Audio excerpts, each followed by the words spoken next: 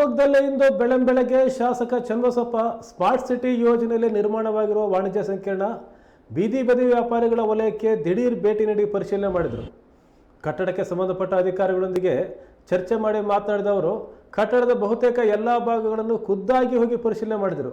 ನಂತರ ಸ್ಥಳದಲ್ಲೇ ಇದ್ದ ಶಿವಮೊಗ್ಗ ನಗರ ಆಟೋ ಚಾಲಕರು ಶಾಸಕರ ಬಳಿ ತಮ್ಮ ಅಹವಾಲನ್ನು ಹೇಳಿಕೊಂಡರು. ಆಟೋ ಚಾಲಕರ ಕಷ್ಟಗಳಿಗೆ ಶೀಘ್ರದಲ್ಲೇ ಪರಿಹಾರ ಕೊಡ್ತೇನೆ ಅಂತೇಳಿ ಶಾಸಕ ಚನ್ನಬಸಪ್ಪ ಭರವಸೆ ಕೊಟ್ಟರು.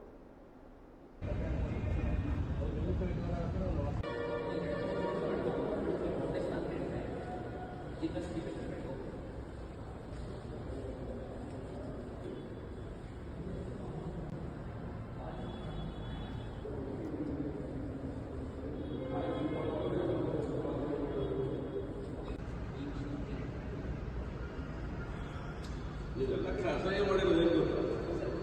ಒಳ್ಳೆ ಬಿಲ್ಡಿಂಗ್ ಕಟ್ಟಿ ಯಾಕೆ ಯೋಚನೆ ಮಾಡಿಲ್ಲ ಗೊತ್ತಿಲ್ಲ. ಈ ಬೈಕ್ನಲ್ಲಿ